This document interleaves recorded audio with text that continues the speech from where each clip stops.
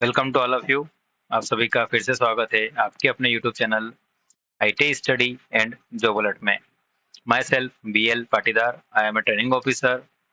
और आज हम NIMI question bank electrician trade के लिए मॉड्यूल 4 बेसिक इलेक्ट्रिकल प्रैक्टिस के क्वेश्चंस डिस्कस करेंगे इस वीडियो में। साथ ही इससे पहले हम 3 मॉड्यूल निमी क्वेश्चन बैंक के डिस्कस कर चुके हैं। यदि आपने वो तीनों मॉड्यूल नहीं देखे हैं तो उसकी लिंक भी मैंने डिस्क्रिप्शन में दे दी है, तो वहाँ जाकर आप वो तीनों मॉड्यूल जरूर देख लें, क्योंकि एनसीवीटी सीबीटी एग्जाम्स के लिए ये क्वेश्चन बैंक बहुत ज़्यादा इम्पोर्टेंट है। और सारे के सारे वीडियोस में हमने पूरी पीडीएफ को व्यवस्थित रूप से एक एक क्वेश्चंस को डिस्कस किया है, ताकि आप वीडियोस देखकर भी एग्जाम में अच्छे मार्क्स कवर कर सकते हैं। तो चलिए शुरुआत करते हैं आज मॉड्यूल 4 के पहले क्वेश्चन के साथ। तांबे के परमाणु के तीसरे कक्ष में कितने इलेक्ट्रॉन होते हैं? पहला क्वेश्चन है आपका, तांबे के परमाणु के तीसरे कक्ष में कितने इलेक्ट्रॉन होते हैं? तो यहाँ पे राइट आंसर हो जाएगा आपका 18। तांबे के परमाणु के तीसरे कक्ष में कितने इलेक्ट्रॉन होते हैं? 18 इलेक्ट्रॉन होते हैं। देखिए यहाँ पर अब ये कॉपर है, इसका परमाणु क्रमांक 29 होता है। तो 29 को अगर हम क्लास वाइज डिस्ट्रीब्यूट करेंगे तो पहली कक्षा में जाएंगे 2 इलेक्ट्रॉन, फिर अगली कक्षा में 18, और तीसरी कक्षा में अगली कक्षा में 8 जाएंगे, और तीसरी कक्षा में जाएंगे आपके 18। तो राइट आंसर हो जाएगा आपका 18। अगर आपसे पूछा जाए कि अंतिम कक्षा में कितने होते हैं, तो अंतिम कक्षा में इसका 1 इलेक्ट्रॉन होता है। तो यहाँ पर तीसरी कक्षा का पूछा था, तो तीसरी कक्षा का आंसर क्या हो जाएगा? 18 राइट आंसर हो जाएगा। चलिए नेक्स्ट क्वेश्चन। अर्धचालक पदार्थ कौन सा है? यूरेका, एबोनाइट, मैग्नीशियम या जर्मेनियम? तो अर्धचालक पदार्थ इनमें से आपका राइट आंसर है जर्मेनियम। यहाँ पर सेमीकंडक्टर आपका है। चलिए नेक्स्ट क्वेश्चन। नियॉन ध्रुवता संकेतक का एसी आपूर्ति जांचते समय संकेत क्या होता है? जब हम लोग नियॉन ध्रुवता संकेतक से एसी सप्लाई चेक करते हैं तो उसमें उसके दोनों इलेक्ट्रोड जो है वो जलते हैं। तो ऑप्शन नंबर 1 यहाँ पर राइट आंसर हो जाएगा, दोनों इलेक्ट्रोड जलते हैं। Next question. 500 वॉट के लैंप को 5 घंटे जलाने पर विद्युत ऊर्जा की खपत को यूनिट में निकालिए। तो जब भी हमें विद्युत ऊर्जा की खपत निकालना है, तो जो पावर हमें दी होती है उसको कितने घंटे तक हमने चलाया उसके साथ मल्टीप्लाई कर देते हैं। यानी कि 500 वाट को हम 5 से मल्टीप्लाई कर देंगे तो आ जाएगा आपका 2500, और 1 यूनिट बराबर होता है 1 किलोवाट आवर। तो 2500 को वापस हम 1000 से डिवाइड करेंगे, क्योंकि हमें किलोवाट में आंसर चाहिए और यहाँ पर वोट ही दिया हुआ है। तो पहले इसको किलोवाट में कन्वर्ट करेंगे। तो 2500 को जब 1000 से डिवाइड करेंगे तो आ जाएगा 2.5 यूनिट। तो राइट आंसर हो जाएगा आपका 2.5 यूनिट। यहाँ पर आप देखिए 1 यूनिट बराबर 1 किलोवाट आवर। तो यहाँ से आप पहले वोट आवर निकाल लीजिए। वोट आवर आ जाएगा आपको 2500, 5 इंटू 500, और उसमें 1000 का भाग दे देंगे तो कितना आ जाएगा? 2.5 यूनिट, यानी कि 2.5 यूनिट यहाँ पर आपकी खपत होगी, जो कि राइट आंसर हो जाएगा आपका। नेक्स्ट क्वेश्चन है, 100 वॉट 250 वोल्ट से रेटेड बल्ब के गर्म प्रतिरोध का मान क्या होगा? यानी कि यहाँ पे आपका रेजिस्टेंस पूछा है और आपको पावर दी है और वोल्टेज दिया है। तो जब पावर और वोल्टेज दिया रहता है तो उस केस में रेजिस्टेंस अगर आपको निकालना है तो V² बाय P हम लोग कर देंगे, तो आपका रेजिस्टेंस आ जाएगा वोल्टेज का स्क्वायर बाय P, क्योंकि पावर होता है V²बाय R। पावर अगर रेजिस्टेंस और वोल्टेज के फॉर्म में निकालना होता है तो पावर इज इक्वल टू होता है V², मतलब वोल्टेज का स्क्वायर डिवाइड बाय R। तो यहाँ पर हमें रेजिस्टेंस निकालना है, तो रेजिस्टेंस बराबर हो जाएगा V² डिवाइड बाय P। तो वोल्टेज का स्क्वायर करेंगे, वोल्टेज कितना दिया है आपको? 250 वोल्ट। 250 को मल्टीप्लाई करेंगे तो यहाँ पर आपका 62,500 आ जाएगा। उसको 100 से डिवाइड करेंगे तो आपका आ जाएगा 625 ओम। तो राइट आंसर हो जाएगा आपका 625 ओम। कौन सा नियम कहता है कि यदि बंद विद्युत परिपथ में लगाया गया वोल्टेज पाथ के योग के बराबर होता है?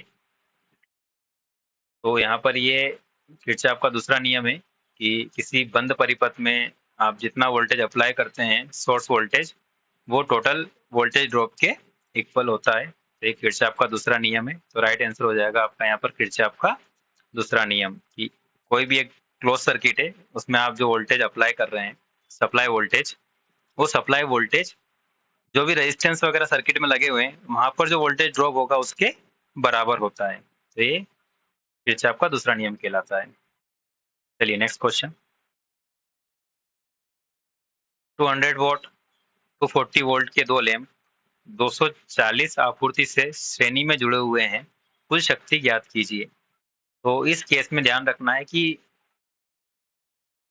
एक बल्ब की रेटिंग है 200 वोल्ट और 240 वोल्ट, मतलब पावर उसकी 200 वाट का लैंप है, 240 वोल्ट की सप्लाई पे वो वर्क करेगा। ऐसे दो बल्ब ले लिए आपने सेम रेटिंग के, और उसको जो सप्लाई से जोड़ा है वो सप्लाई कितनी है, केवल 240 वोल्ट की। तो सीधी सी बात है कि दोनों अपनी पूर्ण क्षमता से नहीं चलेंगे, लो जलेंगे। तो आंसर जो आने वाला है वो आपका 200 वाट से कम ही आएगा। अब 200 वाट से कम यहाँ पर दो आंसर है, 50 वाट भी है और 100 वाट भी है। चलो देखते हैं इसको कैसे सोल्व करते हैं। तो इस केस में जब सेम पावर के दो लैंप एक सिंगल सप्लाई 240 वोल्ट से जुड़े हुए हैं, तो उस केस में power 1 into power 2 divide by power 1 plus power 2, मतलब पहला लैंप का पावर इंटू दूसरे लैंप का पावर, और डिवाइड करके नीचे दोनों को जोड़ देंगे। तो 200 इंटू 200 डिवाइड बाय 400, तो यहाँ पर आपका आंसर आ जाएगा 100 वाट। तो राइट आंसर हो जाएगा ऑप्शन नंबर बी, 100 वाट। यदि तीन प्रतिरोध R1, R2, R3 समांतर परिपथ में जुड़े हो तो कुल प्रतिरोध ज्ञात कीजिए। तो तीन प्रतिरोध R1, R2, R3 अगर समांतर में जुड़े हैं तो समांतर में प्रतिरोध निकालने का फार्मूला होता है 1 डिवाइड बाय RT बराबर 1/R1 plus 1/R2 plus 1/R3। तो ऑप्शन नंबर डी यहाँ पे आपका राइट आंसर हो जाएगा। RT बराबर 1/1/R1 plus 1/R2 plus 1/R3। कई बार स्टूडेंट्स गलती कर देते हैं और ऑप्शन नंबर बी को लगाकर आ जाते हैं राइट आंसर। तो ये राइट आंसर नहीं है। ये RT बराबर 1/R1 plus 1/R2 plus 1/R3 बिल्कुल नहीं होगा। यहाँ पर RT नहीं आएगा, यहाँ आएगा 1/RT। 1/RT बराबर ये चीज होती है। तो यहाँ से वापस अगर RT टोटल रेजिस्टेंस निकालेंगे तो ये जो इस साइड जो दी हुई चीजें पूरी 1 के डिवाइड में आ जाएगी, जो कि ऑप्शन नंबर डी दिया हुआ है आपको। तो यहाँ पर ऑप्शन नंबर डी आपका राइट आंसर हो जाएगा। ओम मीटर का पाठ्यांक खुले हुए R2 प्रतिरोध पर क्या होगा। देखो यहाँ पर R2 प्रतिरोध ओपन है, तो ओपन सर्किट का प्रतिरोध कितना होता है, अनंत होता है, यानी कि इंफिनिटी होता है। तो यहाँ पर ऑप्शन नंबर बी दिया हुआ है आपको, अनंत पाठ्यांक पर संकेत, यानी कि इंफिनिटी रीडिंग आएगी। ऑप्शन नंबर बी यहाँ पर आपका राइट आंसर हो जाएगा। किसी चालक के प्रतिरोध में क्या परिवर्तन होगा यदि उसके व्यास को दोगुना कर दिया जाए। तो अगर उसके व्यास को दोगुना कर दिया जाएगा तो उसका प्रतिरोध कितना हो जाएगा, 4 गुना कम हो जाएगा। देखो क्या होता है कि रेजिस्टेंस होता है रो एल बाय ए, यानी कि उसकी लेंथ पर भी डिपेंड करता है और उसके अनुप्रस्थ काट के क्षेत्रफल पर भी आपका प्रतिरोध निर्भर करता है। प्रतिरोध अनुप्रस्थ काट के क्षेत्रफल के व्युत्क्रमानुपाती होता है। ठीक है, यानी कि अनुप्रस्थ काट का क्षेत्रफल यदि बढ़ेगा तो प्रतिरोध उसका कम हो जाएगा। अब अगर व्यास दो गुना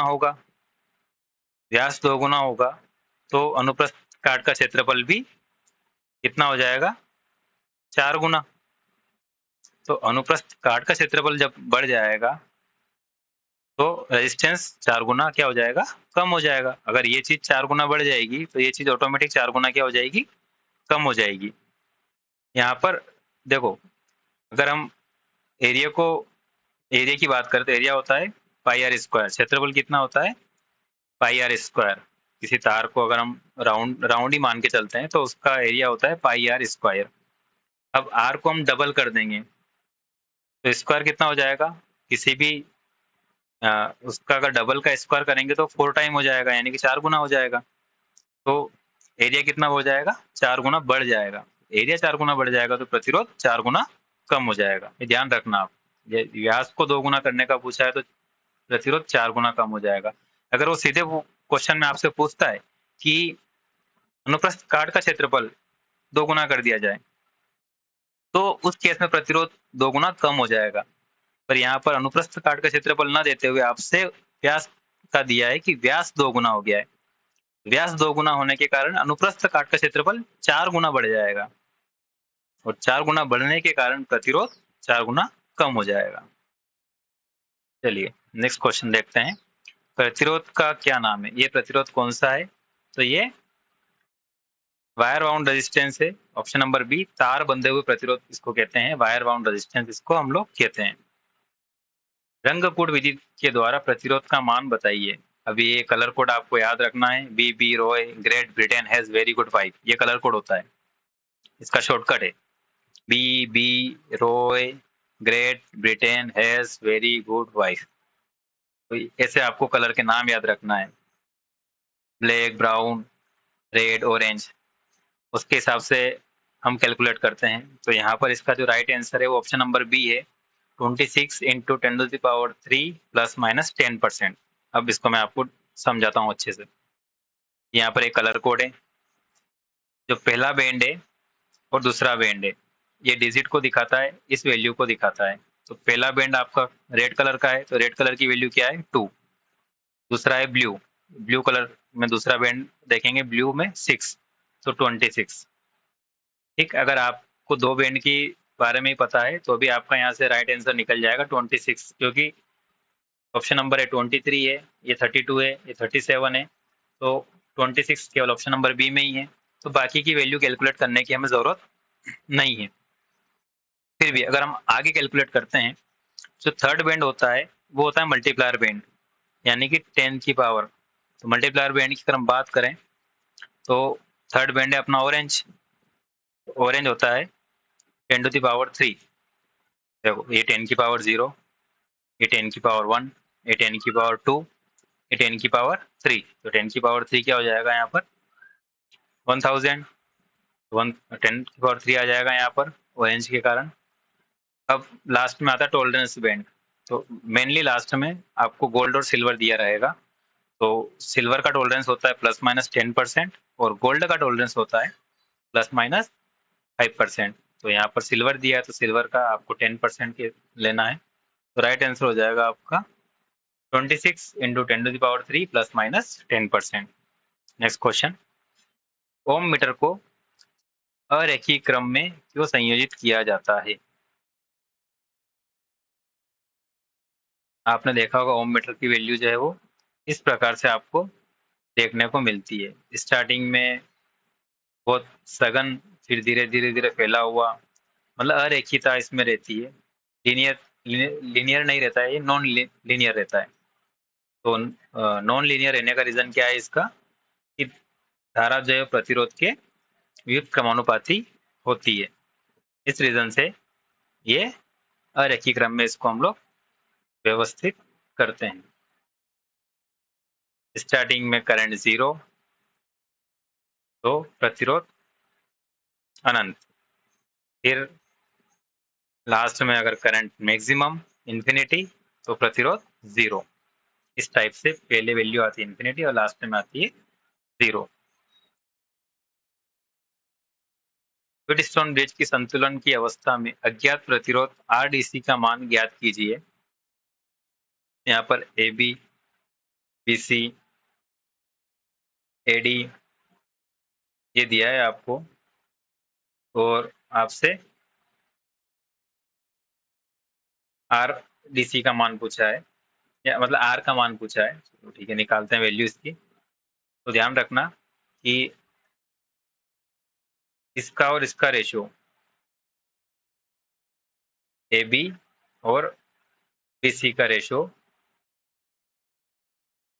AD और DC के रेशियो के बराबर होगा। देखो यहाँ पे कैलकुलेट करके दिखाता हूँ मैं आपको। P/Q बराबर R/S। P की वैल्यू यहाँ पे आपको दी है 500, Q की वैल्यू आपको दी है 300, R की वैल्यू आपको दी है 15, और अगर S की वैल्यू फाइंड करना है तो यहाँ पर S हो जाएगा 15 इंटू 300 डिवाइड बाई 500। तो एस की वैल्यू यहाँ से आपकी निकल के आ जाएगी 9 ओम। आपको सीधे रेशो निकालना है। अगर इन दोनों का रेशो कैलकुलेट करेंगे तो कितना आएगा 5/3। तो इसका रेशो भी आना चाहिए, इन दोनों का रेशो भी कितना आना चाहिए 5/3। तो यहाँ से आप कैलकुलेट कर सकते हैं। विद स्टोन ब्रिज के क्वेश्चन सारे ऐसे ही पूछे गए हैं एग्जाम में, सीधे रेशो के ऊपर। इन दोनों का रेशो मतलब पी और क्यू का रेशो और आर और एस का रेशो सेम आना चाहिए। तो यहाँ पर आपका आंसर आ जाएगा 9 ओम। आप इसको कैलकुलेट करेंगे तो 9 ओम आंसर निकल के आ जाएगा। किस पदार्थ में ऋणात्मक तापमान गुणांक का गुण होता है? ऋणात्मक तापमान गुणांक से मतलब ये होता है कि यदि हम किसी प्रतिरोध का तापमान बढ़ाएंगे तो उसका प्रतिरोध का मान धीरे धीरे कम होगा।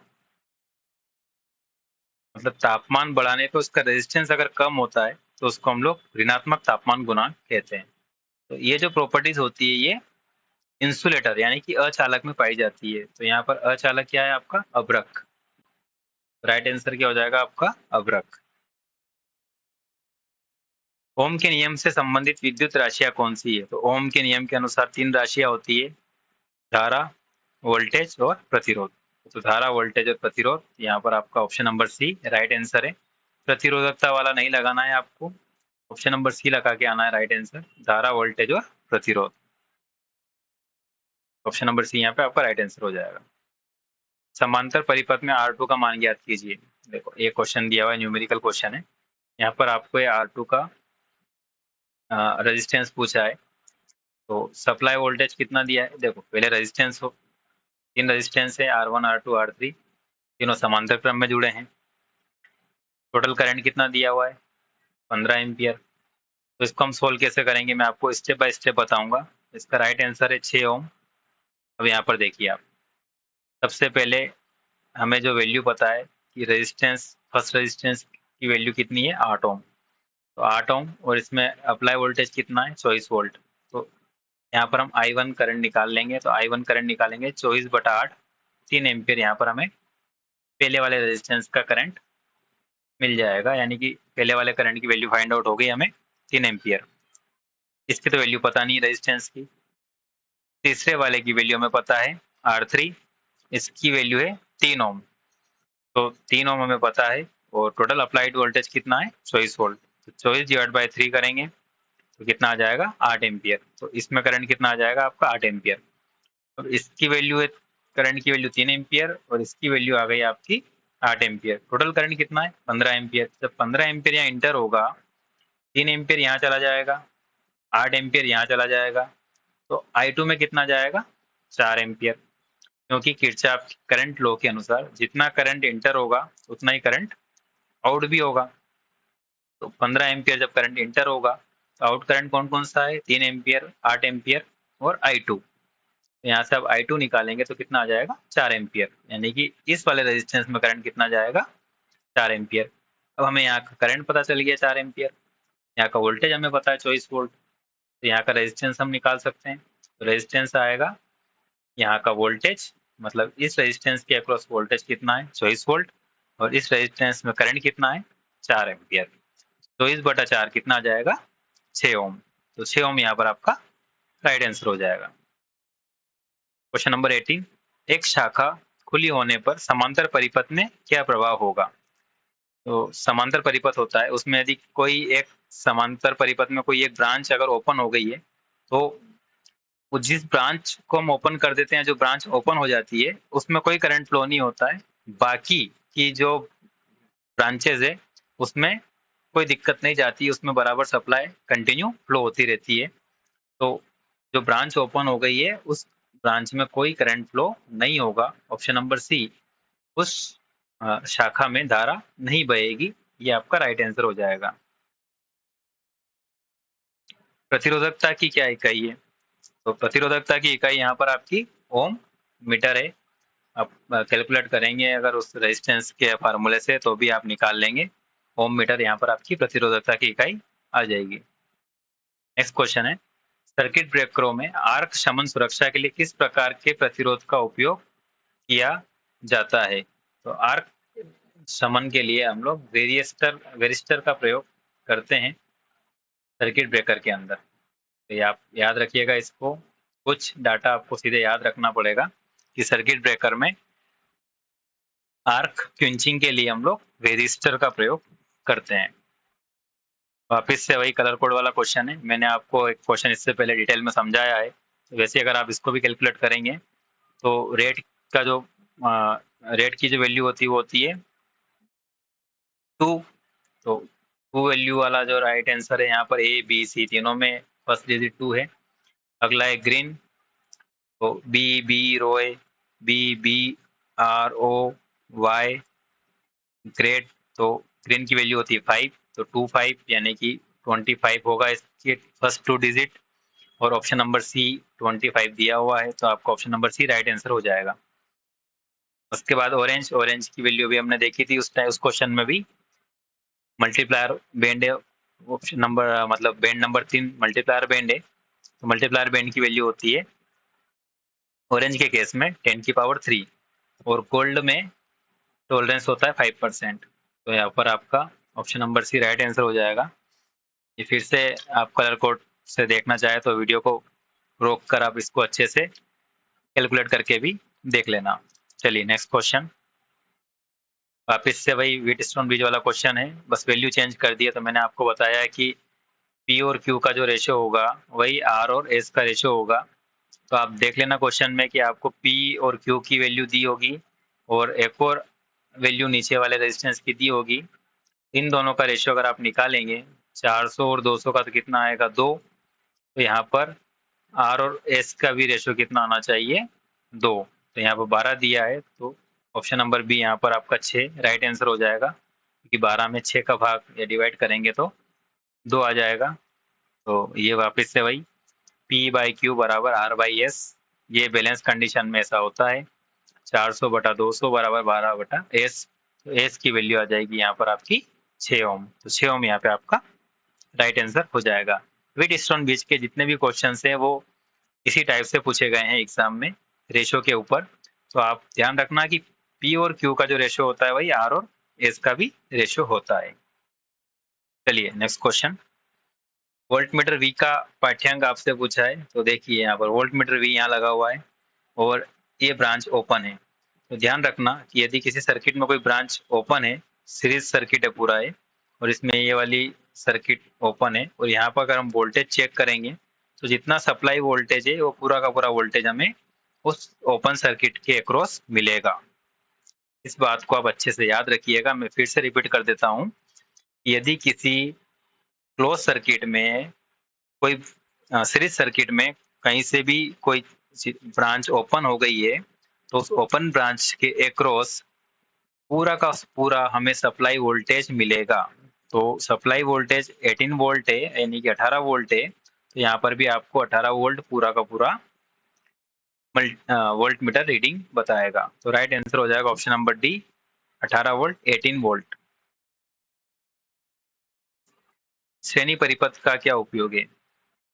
वोल्ट मीटर संयोजन, घरों में प्रकाशीय परिपथ, मीटर में शंट प्रतिरोध, वोल्ट मीटर का मल्टीप्लायर प्रतिरोध। तो वोल्ट मीटर में हम लोग उसकी वैल्यू बढ़ाने के लिए उसके सीरीज में रेजिस्टेंस को ऐड करते हैं, तो उसको हम लोग वोल्ट मीटर का मल्टीप्लायर प्रतिरोध कहते हैं। तो यहाँ पर 24 का option number D right answer हो जाएगा, वोल्ट मीटर का मल्टीप्लायर प्रतिरोध। श्रेणी परिपथ में खुले हुए प्रतिरोध पर क्या प्रभाव पड़ता है? तो अभी बताया मैंने आपको इससे पहले वाले क्वेश्चन में कि अगर कोई सीरीज सर्किट है उसमें कोई ब्रांच या कोई रेजिस्टेंस ओपन हो गया है, तो वहां पर हमें पूरा का पूरा सप्लाई वोल्टेज देखने को मिलेगा। तो यहाँ पर ऑप्शन नंबर सी, खुले प्रतिरोध के दोनों ओर कुल आपूर्ति वोल्टेज दिखेगा, ये वाला राइट आंसर हो जाएगा ऑप्शन नंबर सी। खुले प्रतिरोध के दोनों ओर कुल आपूर्ति वोल्टेज दिखेगा, जहां से भी ब्रांच ओपन होगी वहां पर आप जब वोल्टेज चेक करेंगे तो पूरा का पूरा सप्लाई वोल्टेज वहां पर आपको देखने को मिलेगा। चलिए नेक्स्ट क्वेश्चन है, आरसी प्रतिरोध का मान ज्ञात कीजिए। इस टाइप का क्वेश्चन भी हम पहले कर चुके हैं। तो R1 की वैल्यू दी है 4 ओम, R2 की वैल्यू दी है 6 ओम और R3 की वैल्यू आपको निकालना है। तो 4 ओम में हम पहले करंट फाइंड आउट करेंगे, कितना आ जाएगा, वोल्टेज कितना है 24 वोल्ट, रेजिस्टेंस कितना है 4 ओम, तो करंट कितना आएगा 6 एम्पियर, यहाँ पर आएगा 4 एम्पियर, 6 ओम में कितना करंट आएगा 4 एम्पियर, टोटल करंट कितना है 12 एम्पियर। तो देखिए इसको स्टेप बाय स्टेप देखते हैं। I1 करंट कितना आएगा 24 डिवाइड बाय 4, 6 एम्पियर, मतलब इस वाली ब्रांच में करंट कितना आ गया आपका 6 एम्पियर। R2 में अगर निकालेंगे तो कितना आएगा 24 डिवाइड बाय 6 यानी कि 4 एम्पियर, इसमें करंट कितना आ गया आपका 4 एम्पियर। टोटल करंट कितना है 12 एम्पियर। जब 12 एम्पियर करंट इंटर होगा 6 एम्पियर यहाँ चला जाएगा, 4 एम्पियर यहाँ चला जाएगा, तो कितना बचा 2 एम्पियर, यानी कि इस ब्रांच में करंट कितना जाएगा R3 वाली में 2 एम्पियर। अब इस ब्रांच का हमें करंट पता चल गया 2 एम्पियर, इस ब्रांच का वोल्टेज हमें पता है 24 वोल्ट, तो 24 वोल्ट डिवाइड बाय 2 एम्पियर, तो रेजिस्टेंस आ जाएगा आपका 12 ओम, मतलब V बाय आई, R बराबर V बटा आई। तो यहाँ का करंट कितना आया था अपना 2 एम्पियर आया था, तो 24 वोल्ट में 2 एम्पियर का डिवाइड करेंगे तो 12 ओम यहाँ पे आपका रेजिस्टेंस आ जाएगा। ऑप्शन नंबर डी यहाँ पर आपका राइट आंसर हो जाएगा। इस परिपथ का क्या प्रभाव होगा यदि ए बी को लघु परिपथ कर दिया जाए। इस सर्किट में इस ब्रांच को अगर शॉर्ट कर दिया जाए तो क्या होगा। जैसे ही ब्रांच को शॉर्ट करेंगे तो सारा का सारा करंट कहाँ से जाएगा, इस शॉर्ट सर्किट वाली ब्रांच से जाएगा, यानी कि ये रेजिस्टेंस की वैल्यू क्या हो जाएगी 0 हो जाएगी, प्रतिरोध शून्य हो जाएगा परिपथ का। तो ऑप्शन नंबर ए यहाँ पर आपका राइट आंसर हो जाएगा कि परिपथ प्रतिरोध शून्य हो जाएगा, क्योंकि आपने इसको शॉर्ट कर दिया और शॉर्ट करने पर रेजिस्टेंस की वैल्यू हो जाती है शून्य और धारा का मान हो जाता है अनंत, याद रखना आप। यदि तापमान में वृद्धि के साथ इसका प्रतिरोध का मान बढ़ता है तो प्रतिरोध का नाम क्या है। टेम्परेचर बढ़ा रहे हैं तो प्रतिरोध का मान भी बढ़ रहा है, तो ये जो प्रतिरोध है ये कहलाता है आपका सेंसिस्टर, यानी कि सेंसिस्टर एक ऐसा प्रतिरोध है जिसमें टेम्परेचर बढ़ाने पर उसके प्रतिरोध की वैल्यू भी बढ़ती रहती है। तो ऑप्शन नंबर बी यहाँ पे आपका राइट आंसर हो जाएगा सेंसिस्टर। विद्युत मात्रा का सूत्र क्या है। विद्युत मात्रा का टोटल करंट इंटू कितने टाइम तक करंट फ्लो हो रहा है, उसको हम इलेक्ट्रिकल क्वांटिटी में मेजर करते हैं। तो ऑप्शन नंबर ए यहाँ पर आपका धारा गुणित समय विद्युत मात्रा का सूत्र है। कुल विद्युत मात्रा को कैलकुलेट करने के लिए हम क्या करते हैं, टोटल करंट और वो करंट कितने टाइम तक फ्लो हुआ, यानी कि धारा गुणित समय। यहाँ पर इसका राइट आंसर हो जाएगा। चालकता की इकाई क्या है। तो प्रतिरोधकता का अपोजिट होता है चालकता, तो चालकता की इकाई हो जाएगी आपकी महो। प्रतिरोध का मात्रक होता है ओम और चालकता का हो जाता है महो, तो राइट आंसर हो जाएगा आपका महो।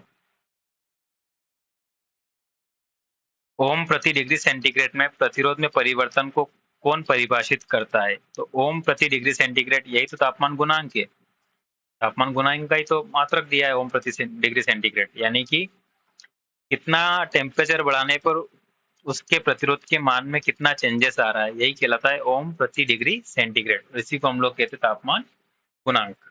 ऑप्शन नंबर डी यहाँ पर आपका राइट आंसर हो जाएगा।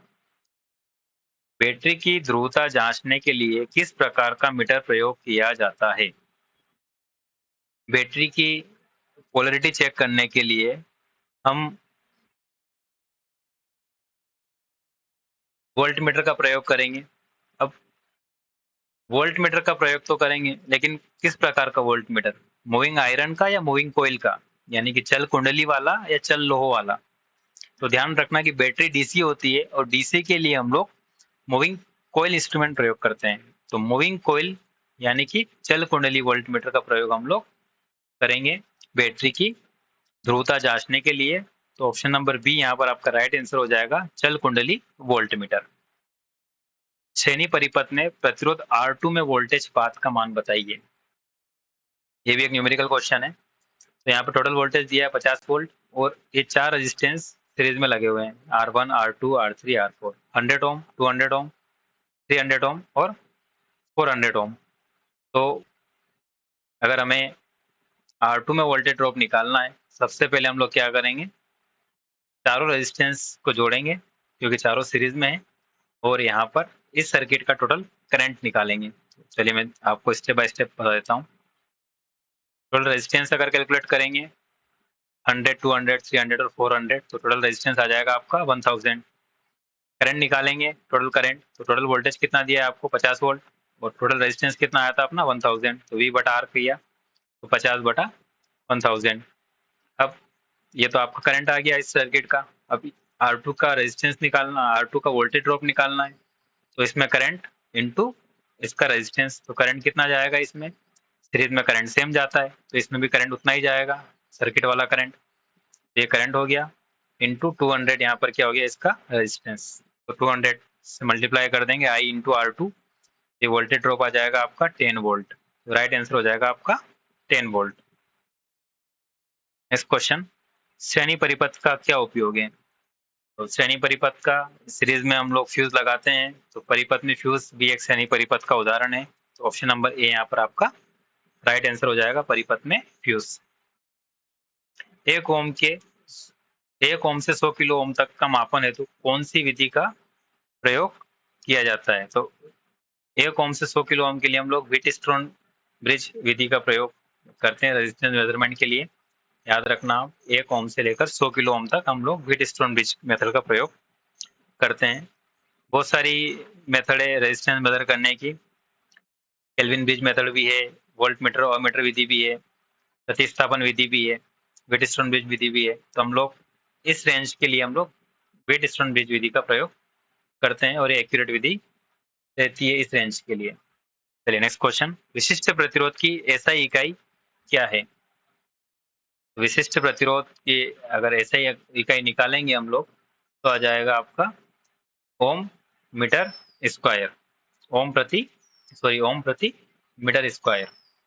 विशिष्ट प्रतिरोध की इकाई आपकी ओम प्रति मीटर स्क्वायर यहाँ पर आ जाएगी, याद रखना आप इसको। रंग गुण विधि के द्वारा प्रतिरोध का मान बताइए। वापिस से कलर कोड वाला क्वेश्चन है, तो इस टाइप के मैंने 2-3 क्वेश्चन डिस्कस कर लिए हैं, तो आप इस क्वेश्चन को कीजिएगा सॉल्व, और इसका जो आंसर है बता देता हूँ मैं आपको। ऑप्शन नंबर बी इसका राइट आंसर है, 3300 प्लस माइनस 10%, क्योंकि ये सिल्वर है और सिल्वर का टॉलरेंस होता है 10%। बाकी ये जो वैल्यू है आप खुद कैलकुलेट करिएगा, इससे रिलेटेड हम 2-3 क्वेश्चन पहले देख चुके हैं। चलिए नेक्स्ट, श्रेणी प्रकार के ओम मीटर परिपथ में शंट प्रतिरोध R2 का क्या उपयोग है? ये ओम मीटर है, और ओम मीटर में ये शंट प्रतिरोध R2 लगा हुआ है, इसका उपयोग पूछा है, तो इसका उपयोग हम संकेतक की शून्य स्थिति को समायोजित करने के लिए करते हैं। कई बार हम देखते हैं मीटर में कि जो उसका पॉइंटर है वो 0 पे नहीं रहता है, 0 से थोड़ा सा ऊपर रहता है, तो उसको एडजस्ट करने के लिए हम लोग इस R2 प्रतिरोध का प्रयोग करते हैं। ऑप्शन नंबर सी आपका राइट आंसर हो जाएगा, संकेतक की शून्य स्थिति को समायोजित करना। नेक्स्ट क्वेश्चन है, कौन सी विद्युत राशि चालक में ऊष्मा उत्पन्न को प्रभावित करती है? तो चालक में जो ऊष्मा उत्पन्न होती है वो धारा के कारण होती है, और वो लॉसेस जो होता है वो हम उसको निकालते हैं आई स्क्वायर आर से, यानी कि धारा का स्क्वायर, धारा का वर्ग गुणित प्रतिरोध। ऑप्शन नंबर बी यहाँ पर आपका राइट आंसर हो जाएगा, धारा का वर्ग। चलिए नेक्स्ट क्वेश्चन देखते हैं। ये देखिए आप यहाँ पर आई स्क्वायर आर, चालक में ऊष्मा कैसे निकालते हैं हम लोग, आई स्क्वायर आर से।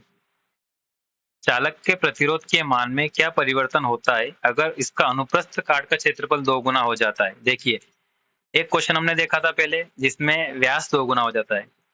इस क्वेश्चन में क्या बोल रहा है वो, कि क्षेत्रफल 2 गुना हो जाता है। यदि क्षेत्रफल 2 गुना हो जाएगा तो प्रतिरोध 2 गुना कम हो जाएगा, क्योंकि प्रतिरोध क्षेत्रफल के व्युत्क्रमानुपाती होता है, सीधे सीधे व्युत्क्रमानुपाती होता है। तो प्रतिरोध की वैल्यू क्षेत्रफल पे सीधे सीधे इनवर्सली प्रोपोर्शनल डिपेंड करती है।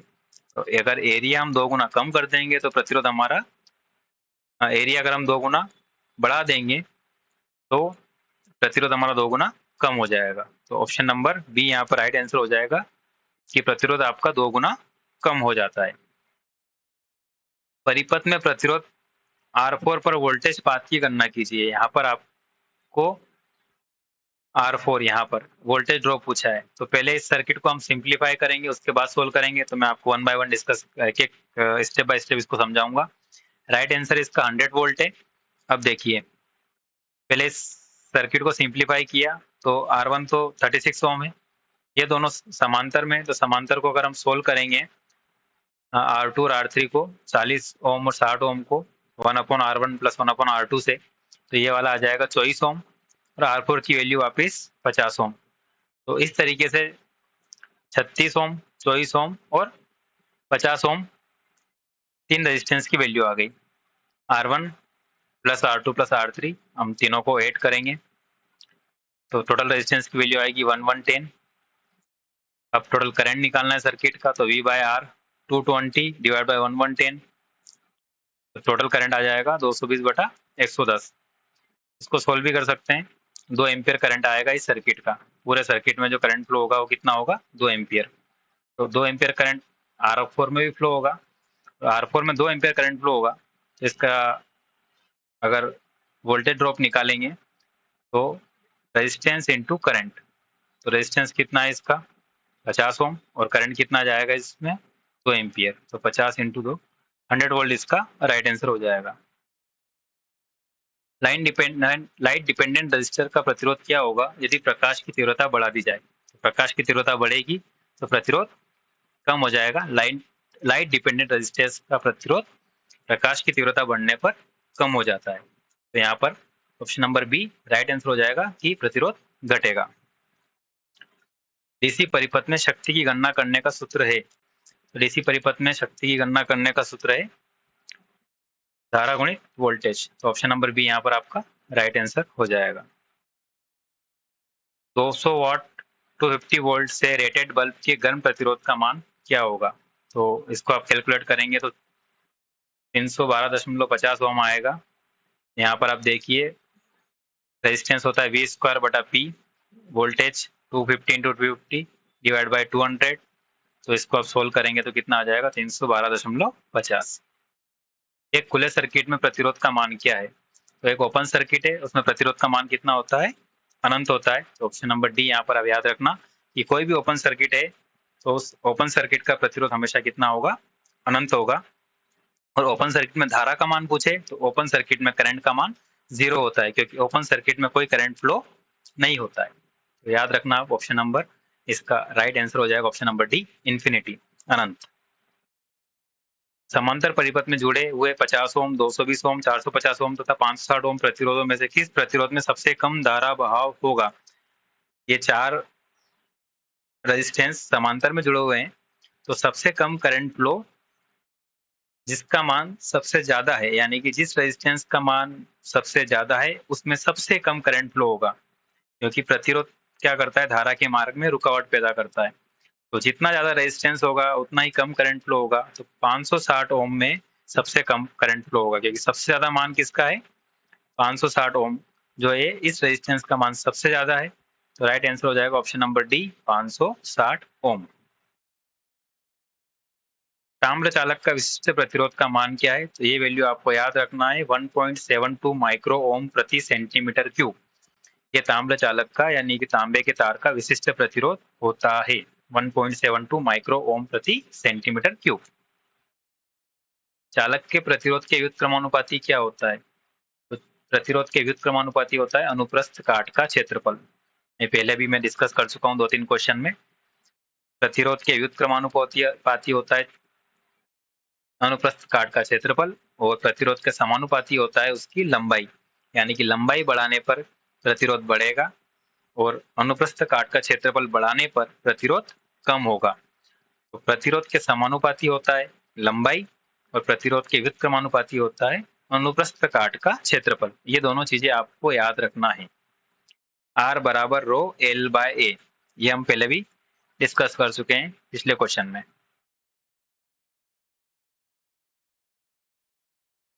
तो अगर ये वीडियो आपको पसंद आया तो आप इसे लाइक करिए। किसी भी प्रकार का किसी भी क्वेश्चन में कोई डाउट है तो उसे हमें कमेंट करके ज़रूर बताएं। वीडियो में कुछ चेंजेस करना है, कुछ सजेशन है तो भी हमें कमेंट करके ज़रूर बताएं। वीडियो को आप अपने दोस्तों के साथ ज़्यादा से ज़्यादा शेयर कीजिए, और यदि आप पहली बार हमारे साथ जुड़े हैं तो इस चैनल को सब्सक्राइब कर लीजिए और साथ ही बेल आइकन को प्रेस कर लीजिए, ताकि जब भी हमारा कोई नया वीडियो, क्वेश्चन बैंक का वीडियो या किसी टॉपिक का वीडियो अपलोड होगा तो उसका सीधे-सीधे नोटिफ़िकेशन आप तक पहुँच जाएगा।